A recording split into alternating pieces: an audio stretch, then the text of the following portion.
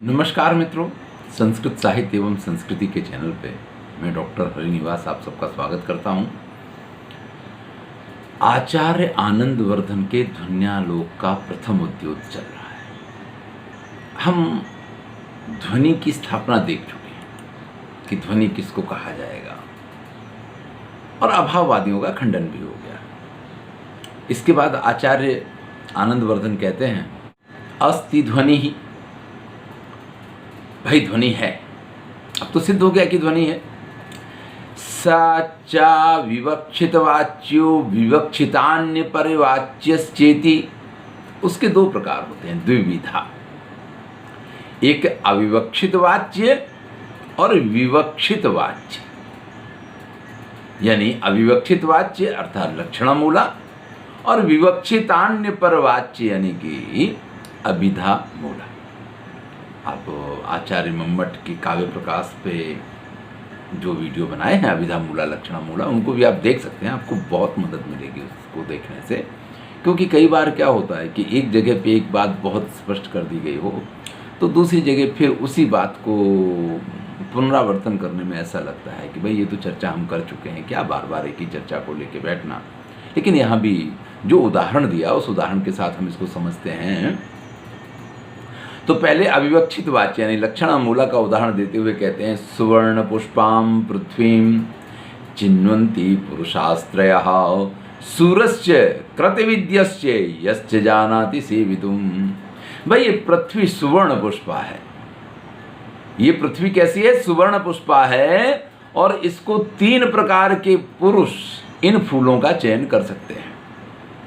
इन फूलों को तीन प्रकार के पुरुष तोड़ सकते हैं, उनका संग्रह कर सकते हैं, उनको अपने साथ ले जा सकते हैं।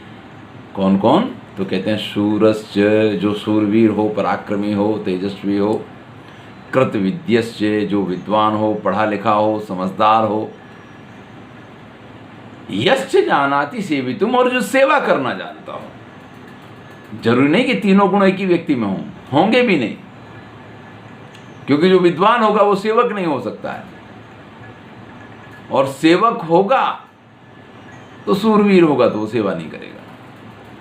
इन तीनों में से कोई भी एक गुण हो, या तो वो शूरवीर हो तो वो ये सोने के फूल तोड़ सकता है, अगर वो विद्वान है तो उसको इनकी प्राप्ति हो सकती है, और सेवक है तो भी इनको प्राप्त कर सकता है। अब आप देखिए क्या कहा, सुवर्ण पुष्पाम पृथ्वी। ये पृथ्वी, भाई पृथ्वी कोई डाली है कि जिसपे सोने के फूल लगे हुए हैं? तो सोने के फूल ही नहीं होते पहले तो, और हों तो पृथ्वी कोई डाल नहीं है कि जिसके ऊपर वो लग जाएं। तो यहाँ मुख्य अर्थ का बात हो गया कि सोने के फूल पृथ्वी पे नहीं लगा करते हैं।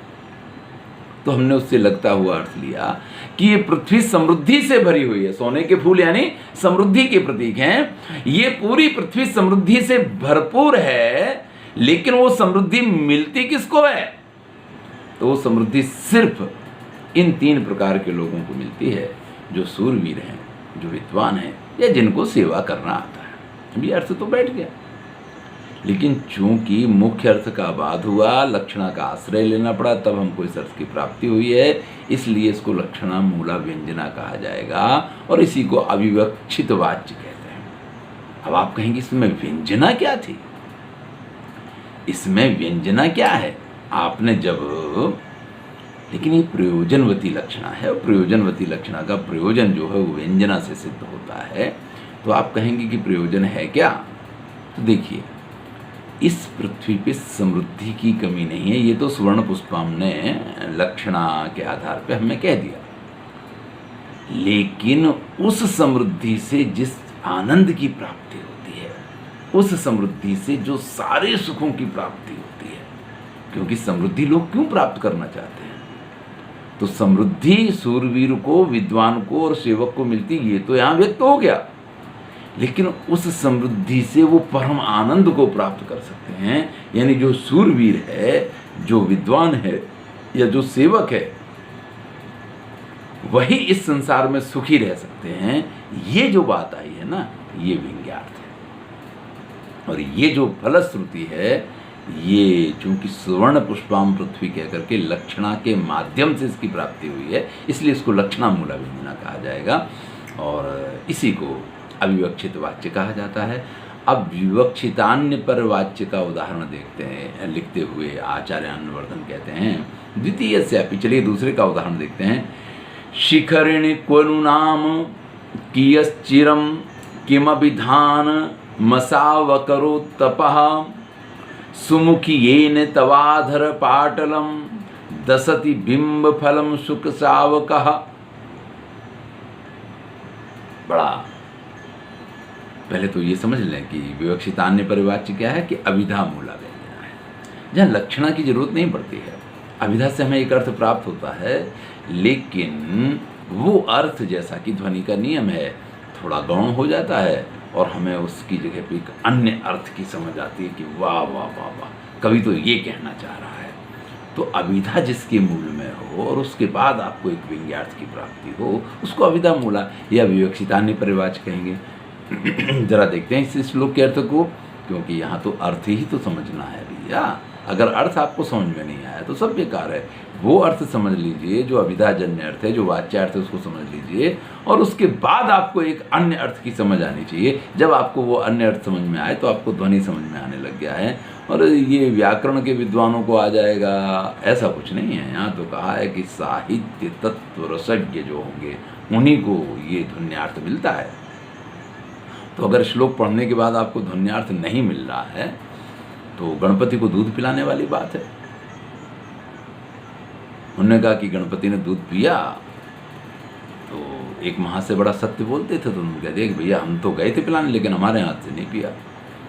तुरंत जो लाइन में खड़े हुए लोग थे उनमें से 2-3 लोगों की आवाज़ आई कि जो पापी होते उनके हाथ से गणपति दूध नहीं पीते।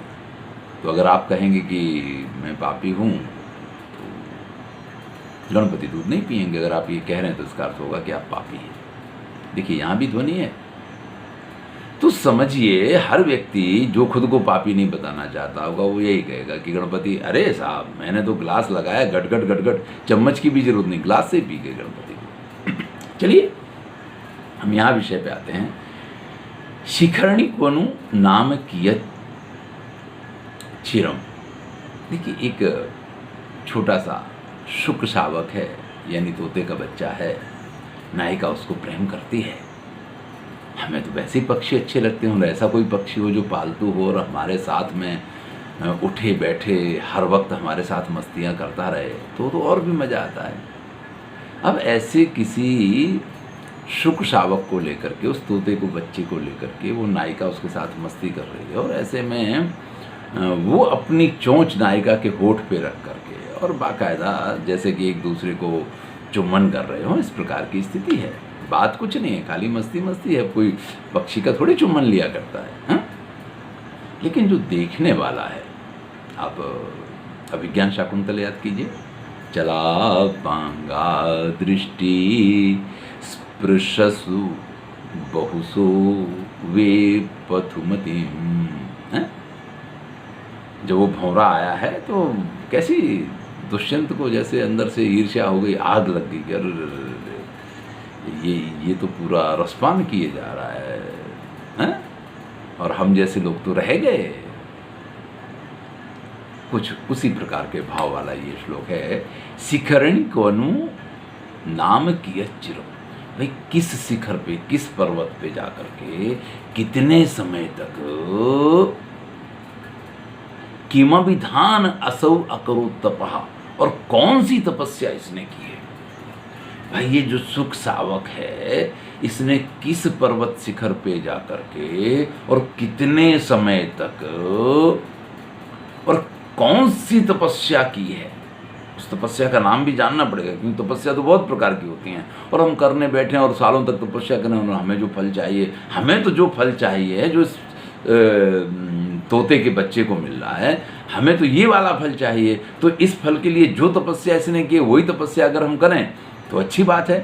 तो कहते हैं कि किस पर्वत शिखर पे जाकर कितने समय तक और कौन सी तपस्या इसने की है। सुमुखी, हे सुंदरी, जिसके फलस्वरूप तब अधर पाटलम, तुम्हारे ये लाल लाल जो होठ हैं दसति बिंब फलम सुख सावका, बिंब फल की तरह ये सुख सावक उनको दशति।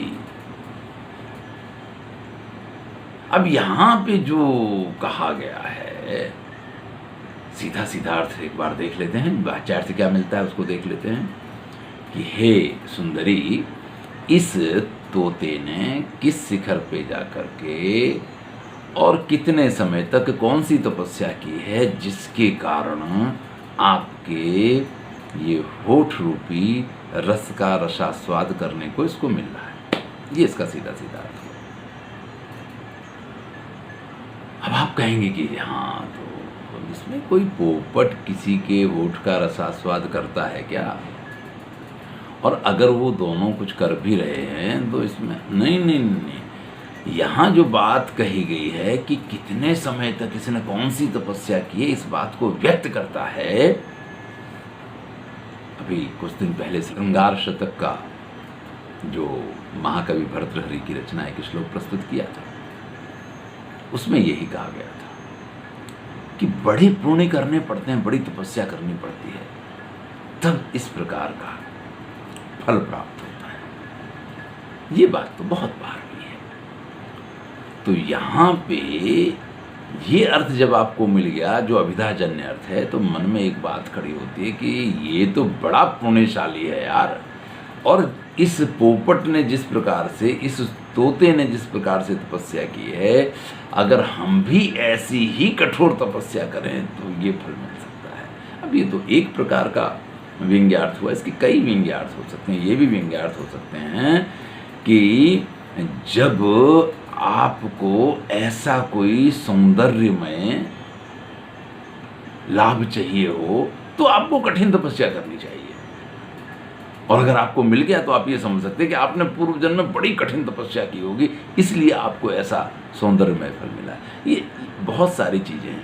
देखिए, एक श्लोक आता है जिसमें कवि शिव की स्तुति करते हुए कहते हैं कि मैंने पूर्व जन्म में आपकी स्तुति नहीं की, इसलिए मुझे ये जन्म मिला है, और अब अगला जन्म तो मुझे मिलेगा नहीं, क्योंकि इस जन्म में जो मैं आपकी स्तुति कर रहा हूँ इससे मुझे मोक्ष मिल जाएगा। तो मेरे दोनों अपराधों को क्षमा करना है। कौन कौन से? एक, जो मैंने पूर्व जन्म में आपको प्रणाम नहीं किया, जिसकी वजह से ये जन्म मिला, और अगले जन्म में भी मैं आपको प्रणाम नहीं कर पाऊंगा। तो अगर आप दिमाग खुला रखते हैं, अगर आपके मन के अंदर, आपकी भावना के अंदर सहृदयता है, तो आपको ये सारे अर्थ बड़ी आसानी से समझ में आएंगे। अन्यथा तो जैसा कि है कि जब तक आप बच्चे हैं, जब तक आप बालक हैं, तब तक तो आपको वाच्यार्थ ही समझ में आएगा। अगर आपको व्यंग्यार्थ समझना है, चाहे वो लक्षणामूला व्यंजना का हो, चाहे वो अभिधामूला का व्यंजना का हो, तो आपको सहृदय तो बनना पड़ेगा। तो इस प्रकार से इस वीडियो में हमने आपसे चर्चा की कि आचार्य आनंदवर्धन ने किस तरीके से जो अभी तक उन्होंने ध्वनि की स्थापना की थी, उस ध्वनि के दो प्रकार कहे हैं। एक है अविवक्षित वाच्य ध्वनि और दूसरी है विवक्षितान्य परवाच्य ध्वनि। अब इससे आगे की चर्चा, जिसमें भाक्तों के उसका खंडन होगा, भाक्तों के मत का खंडन होगा, उसको हम अगले वीडियो में देखेंगे। मैं हूं डॉक्टर हरिनिवास। आनंद लीजिए और वीडियो लाइक कीजिए अगर आपको अच्छा लगता है, मित्रों के साथ शेयर कीजिए।